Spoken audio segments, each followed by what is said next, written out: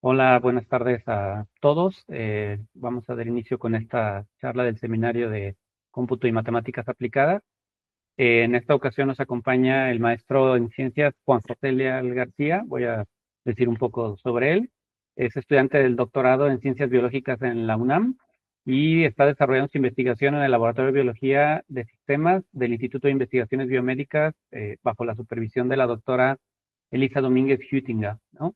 Formado como biólogo y maestro en ciencias biológicas con mención honorífica, ¿sí? Por la UNAM. Su trabajo doctoral aborda una pregunta fundamental: identificar las condiciones necesarias para que surja memoria celular que opere a dos escalas temporales distintas. Para ello, Juan José emplea un modelado matemático cinético usando ecuaciones diferenciales en el sistema modelo de levaduras, buscando principios generales de toma de decisiones biológicas. Su investigación ya ha sido presentada en foros académicos internacionales como la Society for Mathematical Biology y la Sociedad Latinoamericana de Biología Matemática. Complementa su formación investigadora con experiencia docente y parte de cursos de biología de sistemas y modelos biomatemáticos en la Facultad de Ciencias de la UNAM. Bienvenido, Juan José. Juan José nos tiene una charla que se titula Decisiones con Historia, desentrañando las propiedades de memoria en la reproducción de levaduras. Y sin más, te cedo la palabra, Juan José. ¿Sí? Muchas gracias, doctor, y muchas gracias por la invitación. Es un placer estar aquí con ustedes en la UDG. Pues les voy a platicar un poquito de lo que desarrollé en mi tesis de maestría y también un poco de lo que llevo hasta ahora en mi tesis de doctorado, que apenas, como les mencionaba el doctor, está empezando. Entonces pues todavía tenemos mucho trabajo por hacer, pero pues espero que les guste lo que he estado haciendo, que les interese y pues que les surjan bastantes dudas que puedan también a mí ayudar a comprender algunas cosas o a formular algunas nuevas preguntas de las que no había pensado, ¿no? Entonces, pues es un seminario de matemáticas aplicadas. Yo soy biólogo, entonces, pues les voy a hablar primero un poquito de la biología, de qué estamos trabajando y con qué estamos trabajando. Eh, la cosa principal, la propiedad principal que nosotros vamos a tomar aquí en cuenta en los sistemas biológicos es su capacidad para reaccionar a estímulos. Esta propiedad se llama irritabilidad y es una propiedad que tienen todos los sistemas biológicos, en donde los estímulos determinan el fenotipo de los seres vivos. Aquí fenotipo es en un sentido amplio, o sea, las características que presentan los seres vivos, pero no solo características físicas, sino otro tipo de características. Ahorita lo vamos a llamar respuestas a esos fenotipos. A estas respuestas que tienen a estímulos se les llama toma de decisiones, o sea, tiene un estímulo y puede generar una u otra respuesta. ¿A cuál se decanta? Pues es una toma de decisión en un sentido muy amplio. Y también se ha observado que la historia de exposición a estímulos previos afecta a decisiones presentes, ¿no? Entonces, a esta respuesta determinada por la historia de exposición a estímulos, vamos a llamarle memoria. Es un tipo de memoria diferente a la que normalmente nosotros conocemos, con lo que nos referimos coloquialmente como memoria, donde tú tienes unos recuerdos específicos, algo más neurológico, y es más bien una respuesta a condiciones del pasado, ¿no? O sea, las condiciones del pasado van a repercutir en las decisiones que nuestros organismos puedan tomar en el presente. Esta respuesta a la historia de exposición a estímulos se ha visto en muchas situaciones. Se ha observado, por ejemplo, en predisposición a enfermedades por estímulos durante el desarrollo, donde cuando se tiene algún estímulo dado durante el desarrollo, puede predisponer a que se desarrolle una enfermedad cuando está expuesto a un estímulo ya en edades más avanzadas, ¿no? En la edad adulta, por ejemplo. También en diferenciación celular en ambientes históricos cambiantes. Es un ejemplo de inflamación crónica en retina, donde se ha observado que estímulos continuos en una cierta población celular puede ocasionar que se generen cambios futuros, ¿no? Cambios ante estímulos que van a pasar en un tiempo futuro. Y la que a nosotros nos interesa, que es la toma de decisiones dependiente de feromonas. Esta toma de decisiones es particularmente dada en las levaduras, ¿no?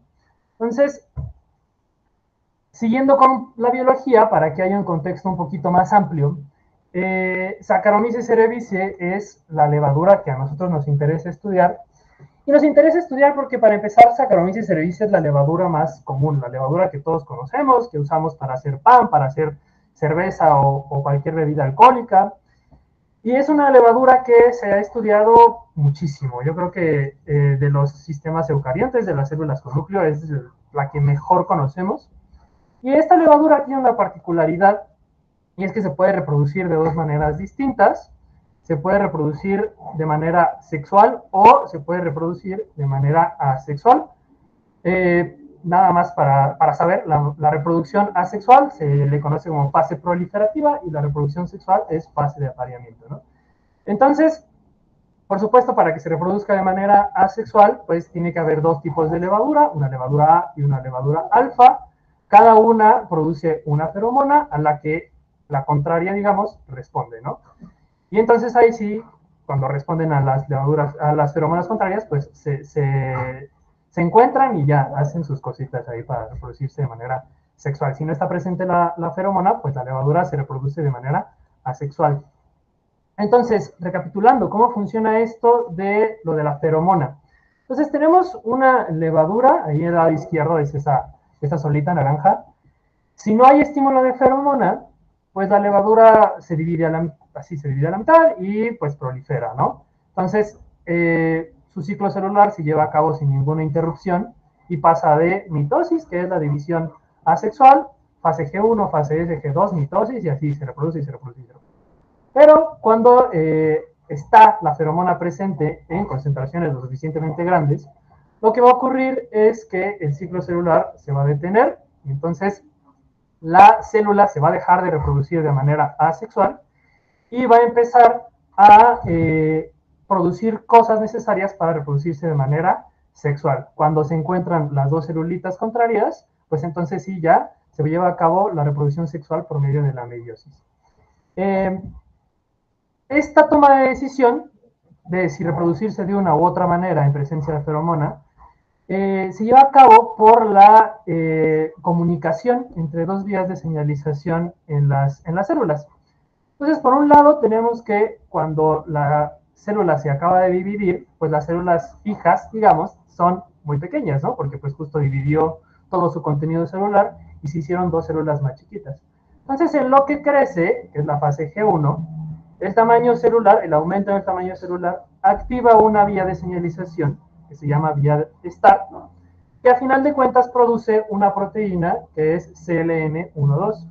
Esta proteína se acumula en el núcleo y cuando llega a una concentración crítica, una concentración lo suficientemente grande, pues entonces la célula pasa de fase G1, de fase de crecimiento, a fase S, que es donde duplica su material genético. Por otro lado, la otra vía de señalización es justamente la vía de respuesta a la feromona. Si la feromona está presente, es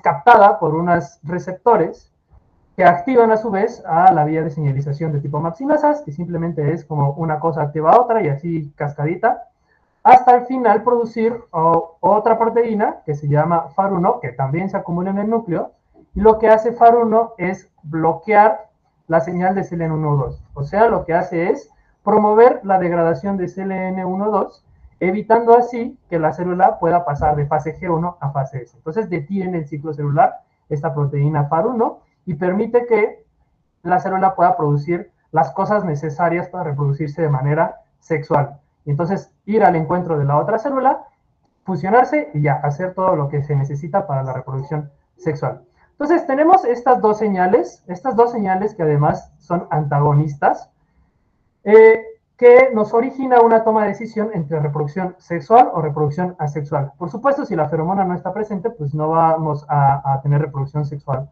para nada, ¿no? Y si la feromona está en concentraciones gigantes, pues no va a haber reproducción asexual casi nunca, ¿no? Entonces, se ha observado también que esta toma de decisiones, que esta interacción entre las dos vías de señalización, origina memoria. Pero no origina solamente un tipo de memoria, sino que se ha observado que origina dos tipos de memoria. El primer tipo de memoria, que es el recuadro aquí morado, se le conoce como memoria intrageneracional y se refiere a una dependencia en el contexto celular. En un momento voy a profundizar un poquito más a qué se refiere eso. Y el otro tipo de memoria, la memoria intergeneracional, se refiere a aumento de sensibilidad a la feromona por parte de las células.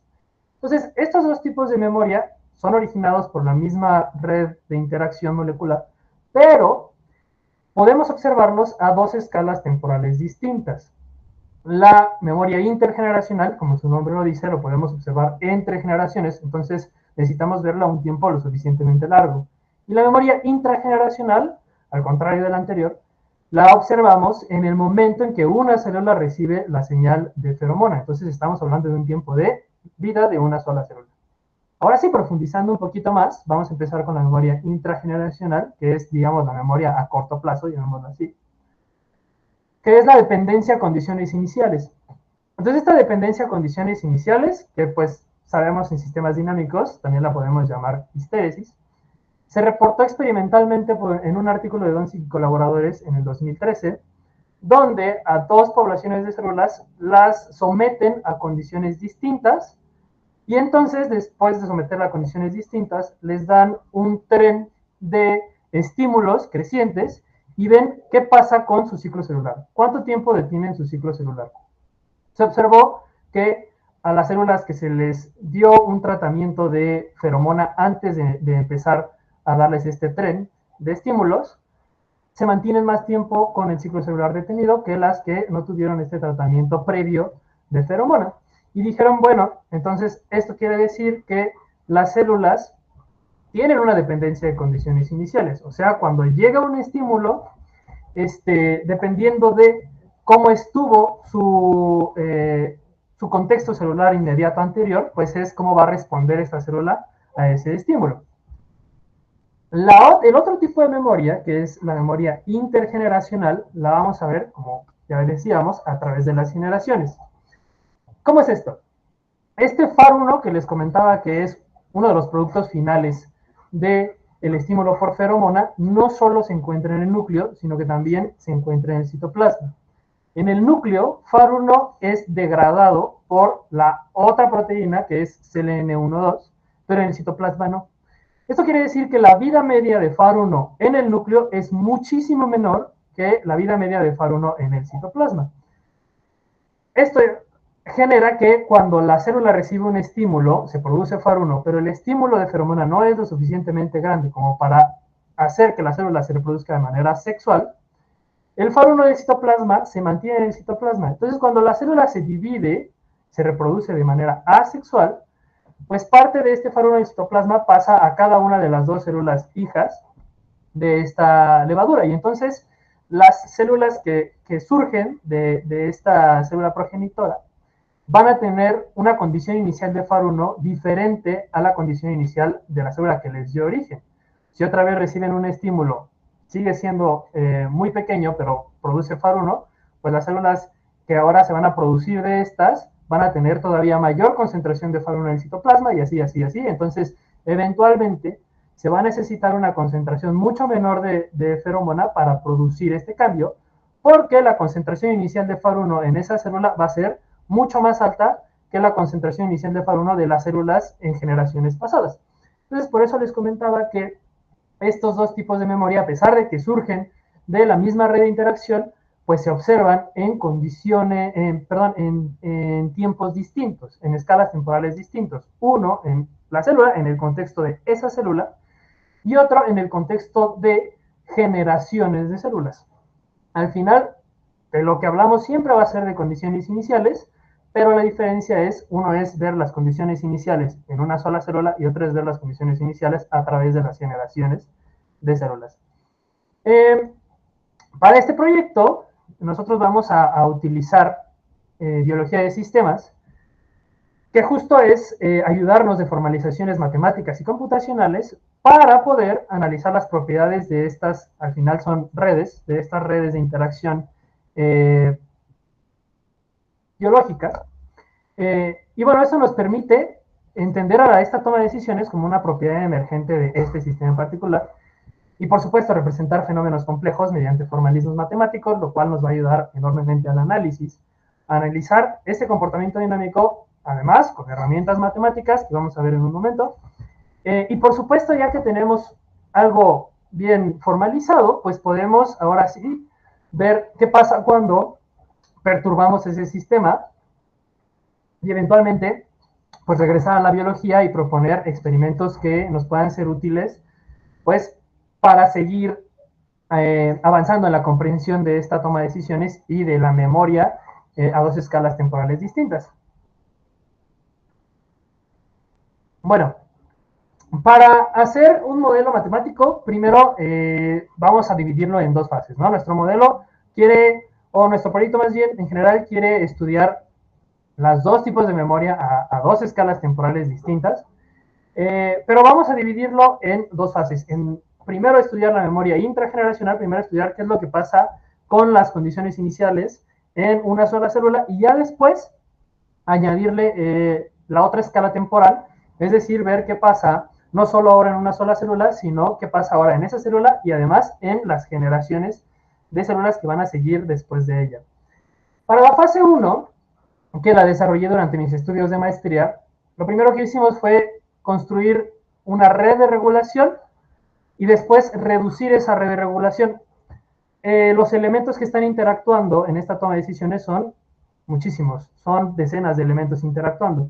Entonces nosotros podemos hacer un modelo donde cada uno de estos elementos sea una variable dinámica, pero el análisis de este modelo con n variables dinámicas, que sean muchísimas, pues se complica mucho, ¿no? Un modelo muy grande es un poquito más complicado de analizar que un modelo más pequeño, ¿no? No en todos los casos, pero sobre todo en estos casos donde los modelos son altamente no lineales, pues sí complica mucho las cosas.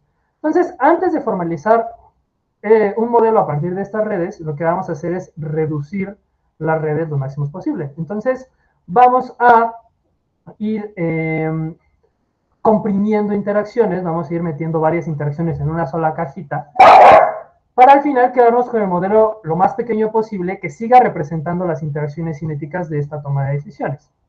Ya que tengamos, me adelanté, perdón. Ya que tengamos este modelo, ahora sí, esta red, perdón, ahora sí vamos a formalizar la red en un modelo de ecuaciones diferenciales. Teniendo ya el modelo de ecuaciones diferenciales, pues vamos a analizar las propiedades de ese modelo de ecuaciones diferenciales a través de análisis de estereoclinas y análisis de bifurcaciones. En este caso solo hicimos esos dos. Y finalmente, para decir con la mayor confianza posible que nuestro modelo representa lo que se ha observado experimentalmente, por ejemplo, en los experimentos de Donsick del 2013, pues vamos a validar ese modelo, vamos a contrastar los datos que nos da el modelo con los datos experimentales, que nos da los artículos de Donsick y colaboradores. Para hacer esta validación del modelo, pues ya después vamos a ver que el modelo pasó de ser un modelo de ecuaciones diferenciales ordinarias a un modelo de ecuaciones diferenciales estocásticas, pero eso ya lo vamos a ver en un momento. Primero, la construcción de las vías de señalización de la toma de decisión, pues para hacer esta red, nos echamos un clavado gigante en artículos, en otros modelos previos, para poder identificar los elementos que están interactuando en esta toma de decisiones y además conectar esos elementos entre sí. Entonces, este tipo de modelos es un modelo que se llama bottom-up, donde tenemos toda la información de cada uno de los elementos y sus interacciones y los vamos conectando unos con otros para al final hacer una red bien dirigida. Llegamos a esta red de regulación que representa a la gran mayoría de elementos que están interactuando en esta toma de decisiones.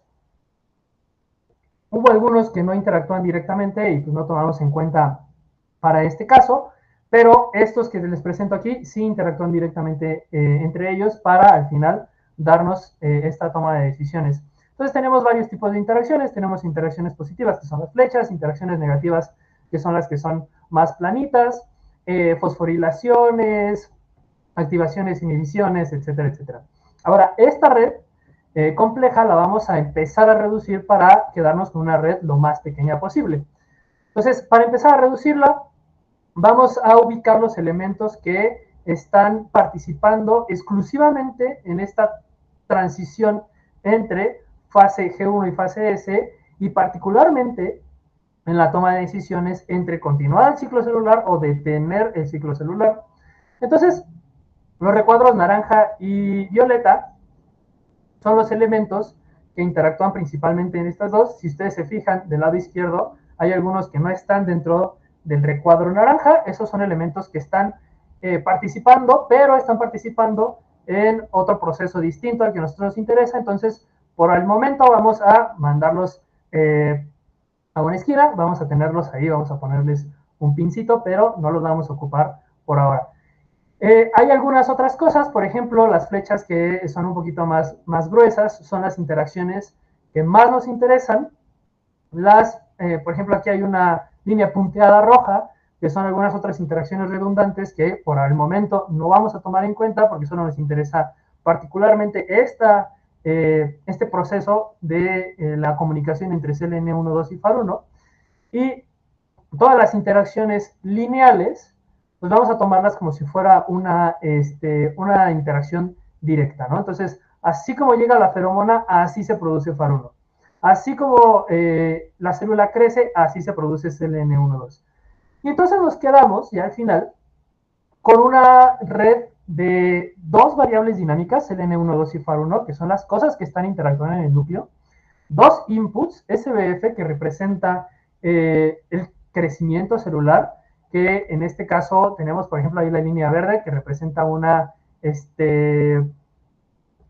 interacción positiva, y las líneas rojas, que son nuestras interacciones antagonistas, ¿no? CLN12 promueve la degradación de FAR1 y FAR1 a su vez promueve la degradación de CLN12.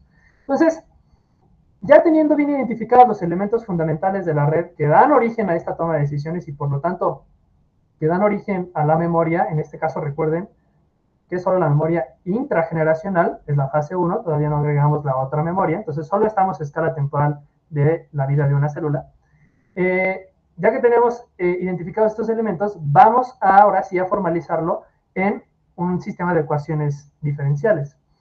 Nuestro sistema de ecuaciones diferenciales, por supuesto, va a tener solamente dos variables dinámicas, porque solo tenemos dos variables dinámicas en nuestra red, CLN12 y FAR1. Y vamos a tener para CLN12 una retroalimentación positiva, que es esta línea verde que les comentaba, que va de CLN12 a la flecha que va de SBF hacia abajo. Esta retroalimentación positiva está bien documentada porque CLN12 promueve la producción de SBF y SBF a su vez promueve la producción de CLN12 y así, así, así. Por eso elegimos este SBF como si fuera el crecimiento celular. Es una medida indirecta, digamos, de crecimiento celular. Por otro lado, a FAR1 propusimos que su producción se debiera únicamente a la feromona, entonces FAR1 únicamente se produce por la feromona, entonces así como llega la feromona, así se produce FAR1. Y las interacciones más importantes son justamente estas inhibiciones de CLN12 por parte de FAR1, que es en este caso gamma 2, y de FAR1 por parte de CLN12, que es en este caso gamma 1. Entonces, con estas dos ecuaciones diferenciales ordinarias, ahora sí podemos empezar a analizar qué es lo que está pasando con nuestro sistema, dónde se encuentra la memoria y qué necesitamos hacer con ese sistema para mantener esta memoria. Entonces, lo primero que hicimos es, con el análisis de seroclinas, es evaluar si de verdad tenemos lo que queremos tener, que en este caso son dos puntos fijos estables, ¿no? Cada uno de los puntos fijos estables en este sistema va a representar cada una de las dos tipos de reproducción posibles en esta toma de decisiones. Entonces, los puntos rellenos, los puntos negros rellenos, son nuestros puntos fijos estables y el punto vacío es un punto fijo inestable. La curva azul es la seroclina de FAR1 y la curva roja es la seroclina de CLN12. Podemos ver que el punto fijo de la izquierda, el punto fijo estable de la izquierda, tiene un alto FAR1, ¿no? Entonces se encuentra con un FAR1 elevado y un CLN12 bajo. Mientras que el punto fijo de la derecha, al contrario, se encuentra con un FAR1 bajo y un CLN12 elevado. Entonces tenemos estas dos condiciones que representan los dos tipos de memoria. A la izquierda, reproducción sexual, a la derecha, reproducción asexual.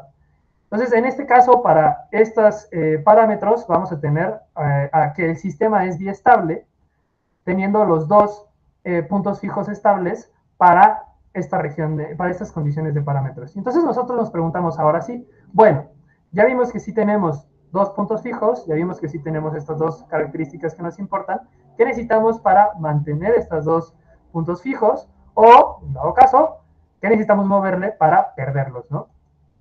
Y empezamos nuestro análisis de seroclinas. Pudimos identificar con que las tasas de degradación y cooperatividad, para empezar, modifican las seroclinas de CLN12, las modifican de distintas maneras. Por ejemplo, las tasas de degradación, que son estas beta y gamma 2, aquí abajo lo subrayé en rojo, pues modifican la posición de la seroclina. Al cambiar los valores de beta y de gamma 2, pues podemos hacer que la seroclina se desplace hacia arriba o hacia abajo con respecto a la seroclina azul, que es la seroclina de FAR1, y pues en algún punto el punto fijo inestable, que es el que estaba en medio, y el punto fijo estable de la derecha, pues colapsarán si movemos demasiado nuestra seroclina hacia abajo, y por el contrario, si movemos nuestra seroclina hacia arriba, pues el punto fijo inestable y el punto fijo estable, pero ahora de la izquierda, pues van a colapsar y van a desaparecer, ¿no? Entonces, tanto beta como gamma 2 son importantes, son fundamentales más bien para mantener la biestabilidad en el sistema. La cooperatividad, que está dada por este coeficiente cooperatividad n en nuestra ecuación de Hill, pues lo que hace únicamente es, al modificarla, pues modificar la pendiente de la curva de la seroclina de CLN12, lo que también modifica nuestros puntos fijos, pero pues no lo modifica tanto, o sea, no se puede apreciar esa modificación tanto como se puede apreciar con el cambio de las tasas de degradación beta y gamma 2.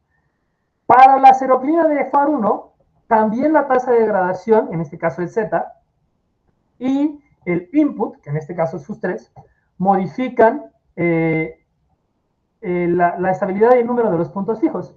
Si nosotros modificamos Z, lo que va a pasar es que la seroclina ahora azul se va a desplazar hacia arriba o hacia abajo con respecto a la seroclina de CN12, que es la roja.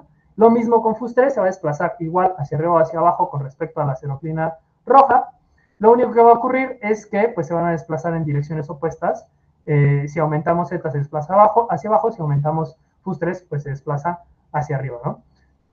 Pero este desplazamiento en ambos casos igual va a hacer que en algún punto el punto fijo inestable y alguno de los dos puntos fijos estables se acerquen entre sí, se encuentren, colapsen y pues haya una bifurcación por ahí, ¿no? Entonces ya con esto pudimos identificar qué parámetros necesitamos mover para generar una bifurcación, o sea, qué parámetros necesitamos mover para que aparezca y desaparezca esta biestabilidad y con esa biestabilidad pues la memoria.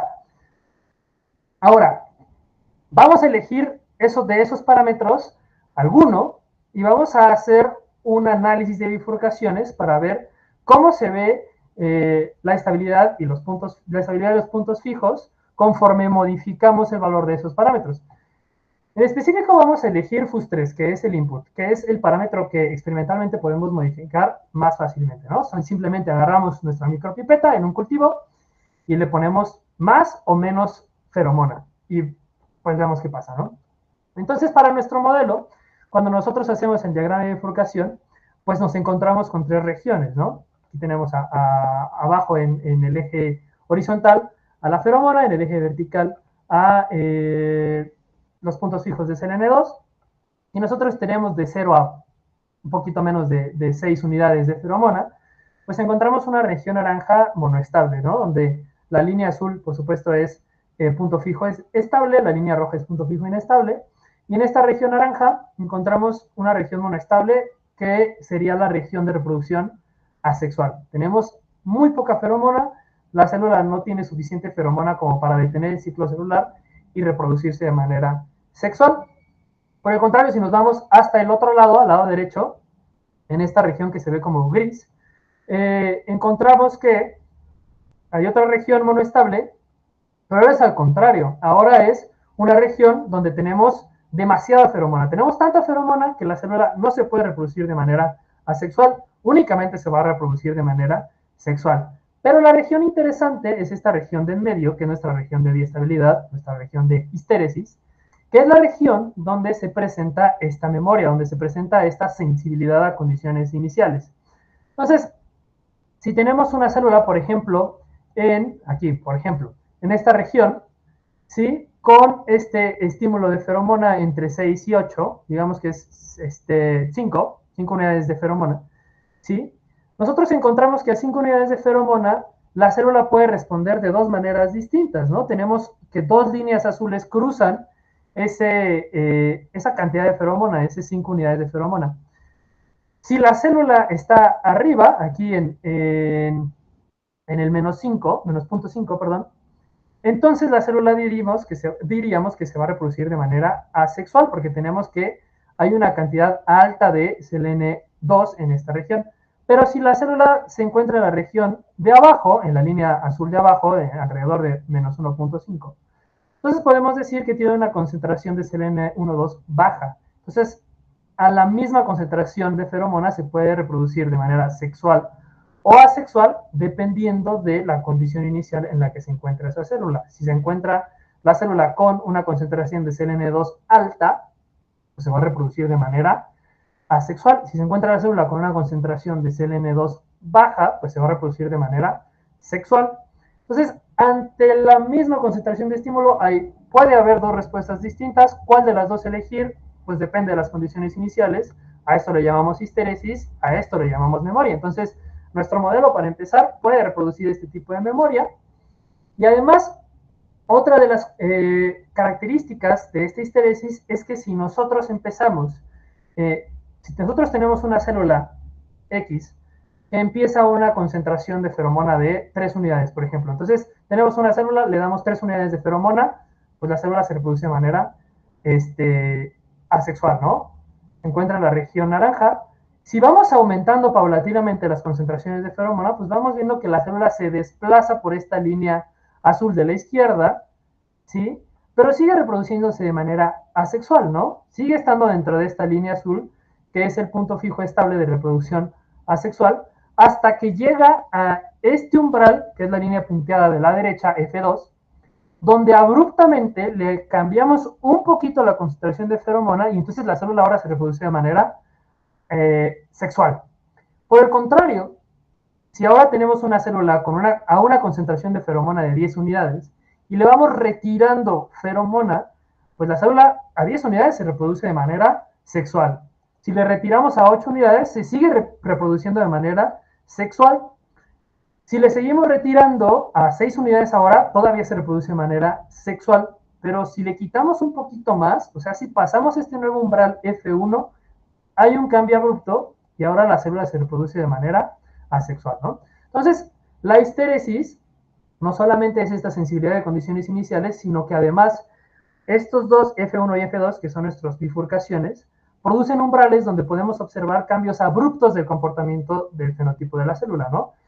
Tenemos un comportamiento estable de reproducción asexual y de repente, ¡pum!, cambia abruptamente a reproducción sexual. Por el contrario, podemos tener lo mismo, comportamiento estable de reproducción sexual y, ¡pum!, abruptamente cambia a reproducción asexual. Bueno, hasta ahora todo va bien, nuestro modelo está reproduciendo lo que queremos que reproduzca, pero vamos un paso más allá. Dijimos, ok, tenemos varios parámetros que pueden funcionar como parámetros de bifurcación.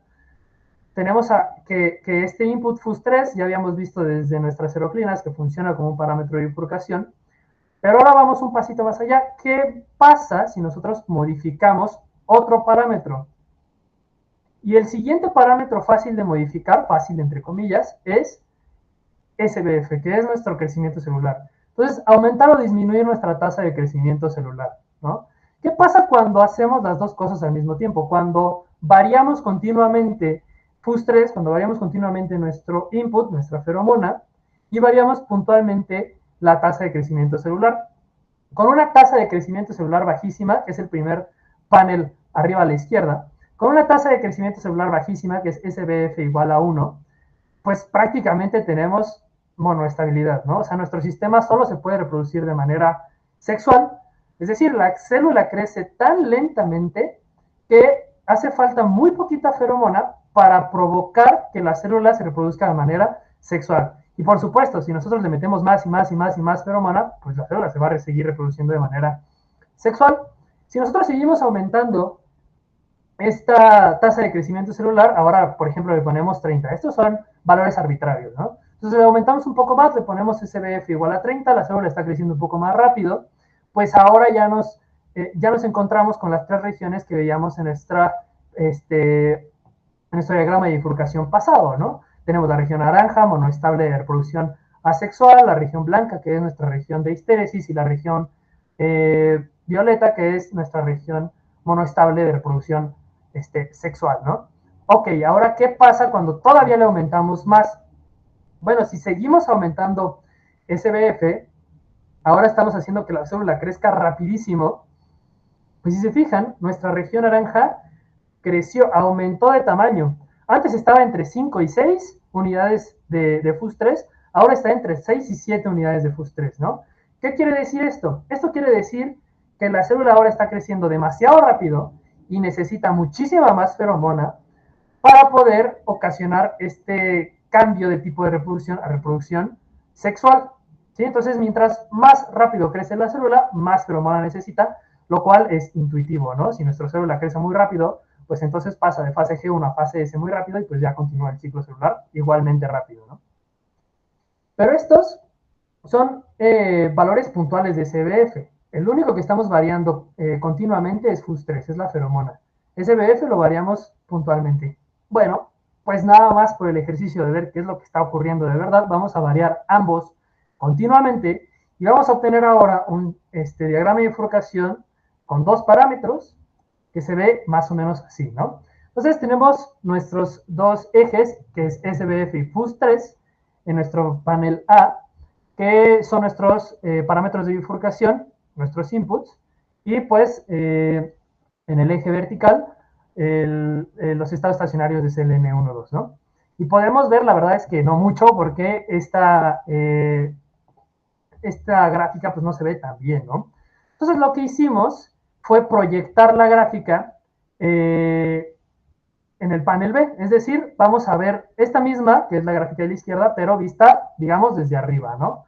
Entonces, esta proyección de 3D a 2D, donde encontramos en nuestros ejes SBF y FUS3, lo que nos está diciendo es que en esta región de parámetros, en este caso solo es de 2 dimensiones, pero recuerden que tenemos otros parámetros de bifurcación, entonces tenemos en esta región de parámetros 3 pequeñas regiones que podemos identificar fácilmente, ¿no? Tenemos 2 regiones azules y una región roja. La región roja es la región biestable, ¿no? Y las regiones azules son regiones monoestables. Entonces, estas líneas, en este caso la línea cian y la línea verde que apareció ahorita, son nuestras bifurcaciones, nuestros puntos críticos. Si se puede ver cómo la línea cian va creciendo así y se va alejando, diferente a cómo crece y se aleja la línea verde, ¿no? La línea verde se aleja más linealmente y la línea cian pues se aleja no tan linealmente, ¿no? Pero bueno, la región roja, región biestable, regiones azules, región monoestable, y podemos relacionar la región azul con SBF alto, pues es la región de reproducción asexual, es decir, la célula está creciendo demasiado rápido, y la región azul con FUS3 alto es la región sexual, es decir, la célula está teniendo demasiada feromona y no crece lo suficientemente rápido, ¿no? Entonces ahora sí podemos ver que en esta región de parámetros, dependiendo de el valor de los parámetros del input, pues nos podemos encontrar en alguna de estas tres regiones, ¿no? Si la célula está creciendo a una tasa pues normal, media, digamos, pero no hay tanta feromona, pues nos vamos a encontrar en la región azul asexual. Por el contrario, si la célula crece pues igual a una tasa igual a la anterior, pero hay muchísima feromona, pues nos vamos a encontrar en la región monoestable sexual, ¿no? Y hay toda una región de combinación de estos dos parámetros que la célula presenta biestabilidad, y es decir, toda esta región roja, pues sería nuestra región de memoria, ¿no? De memoria intrageneracional, de memoria a corto plazo. Vaya. Bueno, ya con esto hicimos un análisis bastante exhaustivo de este sistema, vimos cómo surge la memoria, vimos qué condiciones de input necesita este sistema para que surja esta memoria, Y ahora lo que queremos ver es, ok, nuestro sistema reproduce la memoria, reproduce la histeresis, pero nuestro sistema se comporta igual a como se comporta normalmente una levadura real, viva. Y para hacer eso, lo que hicimos fue contrastar los resultados de in silico que obtuvimos del modelo, ahora con resultados experimentales, ¿no? Específicamente con algunos resultados del artículo de Doncic y colaboradores del 2013. Para esto, como estos resultados de Doncic y colaboradores del 2013 pues son con poblaciones celulares, pues necesitamos nosotros generar poblaciones celulares, ¿no? Entonces, ¿cómo lo vamos a hacer para generar poblaciones celulares si tenemos un sistema de ecuaciones diferenciales determinista? Pues necesitamos hacer al sistema estocástico, ¿no? Necesitamos meterle el ruido que normalmente nos encontramos en experimentos de biología. Encontramos muchísimo ruido. Por lo tanto, vamos a hacer un sistema de ecuaciones diferenciales estocástico metiendo un elemento de ruido, un elemento de difusión, en este caso este GDI, ¿sí? Y con eso vamos a poder generar varias células virtuales, vaya. Cada simulación que nosotros hagamos con este nuevo sistema de ecuaciones va a ser una célula individual virtual, ¿sí? Ahora, el experimento que ya les mencionaba anteriormente lo que hace es separar dos poblaciones celulares idénticas. A uno le da un tratamiento de feromona previo al experimento y a otro no le da nada. Y entonces ya después hacen este tren de estímulos y ven cómo va respondiendo cada una de las poblaciones, ¿no? Una con un estímulo previo, otra sin un estímulo previo, y entonces ve que hay una separación bastante evidente entre esas dos poblaciones. Nosotros queremos hacer lo mismo, y para eso vamos a tomar dentro de esta región de biestabilidad como la población con un estímulo previo a poblaciones cuyo punto de partida, o más bien a células cuyo punto de partida sea la condición inicial del CLN2 bajo, es decir, la condición inicial a como si le diéramos un tratamiento de feromona previo, y la otra población van a ser células cuyo punto de partida van a ser condición inicial de CLN12 alto, es decir, como si no le hubiéramos hecho un tratamiento previo, ¿no? Entonces ahora sí, ya tenemos nuestras dos poblaciones, ya tenemos nuestros dos puntos de partida, vamos a hacer nuestras simulaciones y vamos a ver qué pasa, ¿no? Estas nada más son nuestras poblaciones, cada una de las curvas de colores es una célula individual, es una simulación, y podemos ver que variamos a nuestro estímulo, a FUS3, siempre dentro de la región de biestabilidad, y vemos cómo se va modificando las distribuciones, ¿no? La distribución naranja que aparece aquí a la derecha son las células que tuvieron una condición inicial de CLN12 alto, es decir, sin tratamiento, mientras que la distribución azul es la población celular que tuvo una condición inicial de CLN12 bajo, es decir, con el tratamiento previo, ¿no? Podemos observar cómo cuando hay muy poca feromona, pues la mayor parte de células se mantiene dentro de la región de reproducción asexual, pero conforme vamos aumentando la feromona, pues las distribuciones van cambiando, ¿no? Por ejemplo, aquí con FUS3, es decir, con la feromona igual a 7.5 unidades, es decir, cuando nos encontramos justo a la mitad de nuestra región de biestabilidad, pues las poblaciones se distribuyen un poquito más equitativamente, ¿no? Siempre mantenemos una distribución binomial, pero aquí, por ejemplo, nuestras poblaciones se distribuyen un poquito más equitativamente. Y conforme aumentamos la feromona, pues ahora observamos que la mayor parte de las células pues permanecen en una reproducción sexual, ¿no? Es decir, ya tienes bastante feromona, pues entonces ya es mucho más fácil que tú te reproduzcas de manera sexual. Al final, obtuvimos algunos promedios de estos experimentos que les comentaba. Del lado de la izquierda aparecen los experimentos de células, de poblaciones celulares in vitro, y en la derecha aparecen los experimentos de poblaciones celulares in silico, o sea, son nuestras simulaciones de células virtuales. Podemos ver que el comportamiento es cualitativamente el mismo. Tal vez los datos cuantitativamente no son iguales porque cabe recalcar que los parámetros que nosotros usamos son parámetros nominales, es decir, son parámetros que pusimos para que nuestras nuestro modelo se comporte como se comporta naturalmente, pero no reflejan realmente valores que encontramos o que podemos medir en la naturaleza, pero el comportamiento cualitativo pues es el mismo, ¿no? Entonces nuestro modelo cualitativamente se comporta igual a como se comportan las poblaciones celulares naturales.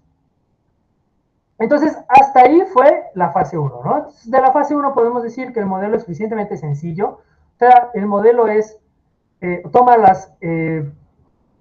lo necesario para representar los mecanismos que determinan esta toma de decisiones y sigue siendo cinéticamente válido, es decir, las interacciones bioquímicas siguen siendo como lo son en la naturaleza, ¿no? También podemos aprender que la memoria surge como dependencia del contexto celular. En este caso, la memoria surge como dependencia a condiciones iniciales, es decir, tanto qué tan rápido está creciendo la célula como qué tanto estímulo le estás dando, pero también con otros elementos distintos, como qué tan rápido o qué tan altas son las tasas de degradación, por ejemplo, ¿no? Y por supuesto, si nosotros tenemos dentro de la región de histéresis dos poblaciones distintas, pues dependiendo de la condición inicial en la que se encuentren, pues van a responder de una u otra manera, ¿no? Eso es algo importante que destacar. Y por último, el modelo reproduce el comportamiento cualitativo observado experimentalmente. Esto es bastante valioso porque esto quiere decir que todas las conclusiones que nosotros hayamos sacado del modelo, conclusiones generales, cualitativas, pues son válidas también para poblaciones naturales, ¿no? Cuantitativamente no, pero cualitativamente sí. Y bueno, ¿qué sigue? Ahora sí, fase 2, ¿no? Fase 1 es maestría, fase 2 ahora va a ser, pues, doctorado, ¿no? Entonces, fase 2, lo importante es, ya tenemos cómo se comporta la memoria intrageneracional, o sea, la histéresis, la estabilidad, la sensibilidad a condiciones iniciales.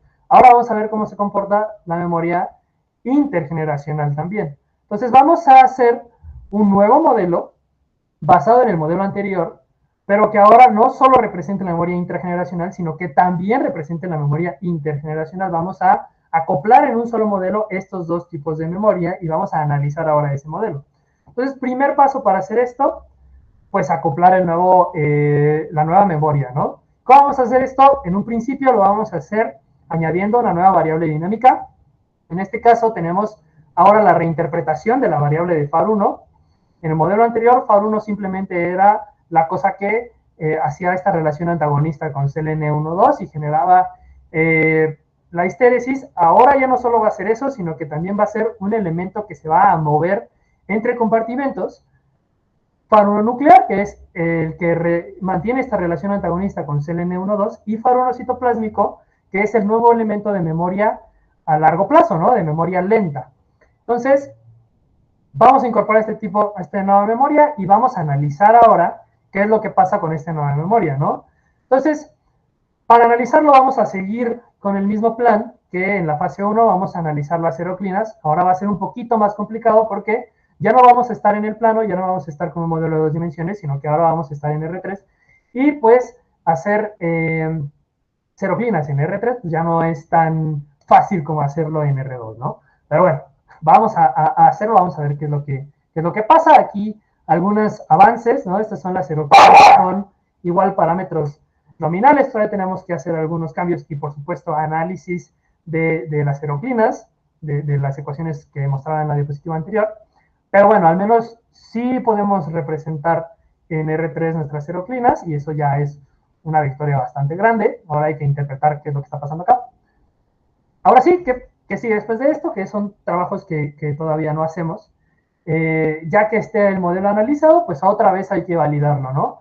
Porque la validación anterior fue solo para el modelo de memoria intrageneracional, ahora hay que validarlo para también memoria intergeneracional, y eso lo vamos a hacer pues usando ahora datos del mismo autor, Doncic, pero de otro artículo, Doncic y colaboradores del 2015, donde justo se reporta esta memoria intergeneracional, ¿no? Entonces, usando estos datos y con los datos in silico, pues vamos a contrastarlos y vamos a ver si, una vez más, cualitativamente se comportan igual.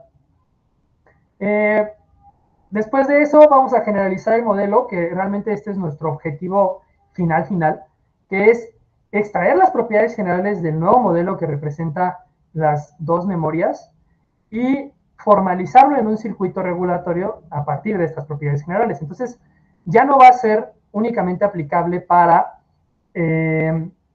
levaduras, sino que ahora va a poder aplicarse a otros fenómenos biológicos o fenómenos en general, pueden ser también fenómenos de ingeniería o de lo que sea, específicos biológicos, por supuesto, que se comporten igual, ¿no? Aquí tengo dos ejemplos particulares. Uno es la progresión de enfermedades epiteliales, en este caso es dermatitis atópica en particular, que es uno de los trabajos principales de mi tutora, de Elisa Domínguez, donde se ha visto que justo tenemos esta memoria a escalas temporales diferentes, ¿no? Tenemos memoria rápida, lenta, e incluso memoria ultra lenta. Y el otro ejemplo que ya tenemos bien identificado es memoria metabólica en el desarrollo de enfermedades, donde se ha observado, aquí específicamente es un ejemplo de diabetes, que el consumo de glucosa en un punto específico genera cambios que se pueden heredar a través de generaciones celulares, y entonces las células de generaciones posteriores van a responder diferente a una nueva ingesta, por ejemplo, de glucosa. ¿Sí? Entonces, tenemos identificados dos ejemplos de memoria a escalas temporales distintas en donde eventualmente vamos a poder probar nuestro circuito regulatorio que obtuvimos de nuestro modelo generalizado. Bueno, hasta ahí fue la plática. Cabe mencionar algunos agradecimientos muy puntuales. Primero, posgrado, por supuesto, a la universidad por su invitación, a CECITI, necesario, ya saben, a mi comité tutor, especialmente a Elisa, y a todos los miembros de mi laboratorio que están ahí en la fotito de la derecha, que pues nos ayudamos bastante. Somos un laboratorio interdisciplinario, entonces tenemos matemáticos aplicados, biólogos, biomédicos, de todo, entonces es bastante agradable trabajar ahí. Agradezco mucho su atención y pues cualquier pregunta, aquí estamos. Muchas gracias, Juan José. Muy interesante tu charla, sobre todo para los que no estamos tan metidos en este asunto de la biología. No sé si alguien de los que está conectado tiene alguna pregunta o algún comentario para Juan José. Espera un poquito.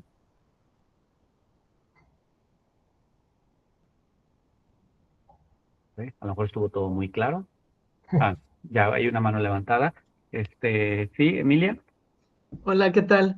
Pues me parece muy interesante tu plática, muchas gracias. Bueno, yo lo que vi es que lograron o sea, una semejanza cualitativa, ¿no? Ujú. Entre, digamos, lo experimental. Pero esos valores que ustedes movieron y proponen, sí son realistas. Realistas en el O sentido sea, de que... digamos que no le diste valores, pues déjale, pongo a la beta, la zeta, cualesquiera valores, realistas en tu ámbito, Sí,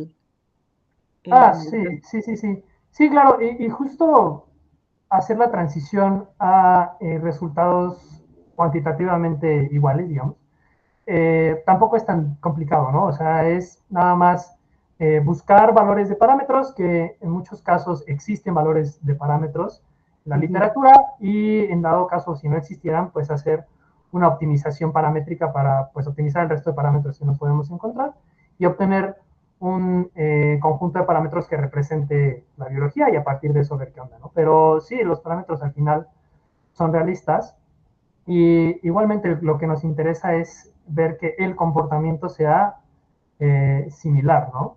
solo cualitativamente, Sí, también no es, tan exacto. sí, también es complicado porque como varios de nuestros parámetros son muchísimos parámetros juntos, como hicimos esta reducción de dimensiones, muchos de los parámetros que tenemos ahí son varios parámetros como comprimidos en uno solo. Y pues buscar esos parámetros en la literatura pues tampoco es tan sencillo, ¿no? O sea, tan directo. Sí, Pues muy bien, muy interesante, gracias. gracias por la pregunta, doctor. Muy bien, no sé si alguien más tenga alguna pregunta. Todavía tenemos 3 minutillos.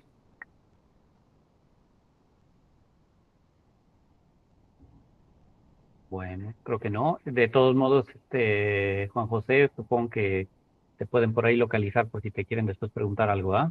Sí, claro, claro, claro. Perfecto, muy bien. Entonces, bueno, pues de nuevo, Juan José, te agradecemos mucho la charla, ya te están aplaudiendo por ahí. Este, y bueno, y a todos los que estuvieron aquí, ya sea ahorita en este momento o después verán la plática cuando se publique. También muchas gracias y bueno, los esperamos en la siguiente charla del seminario de Computación y Matemáticas Aplicadas. Nos vemos. Muchas gracias por la invitación. Hasta luego. Hasta luego.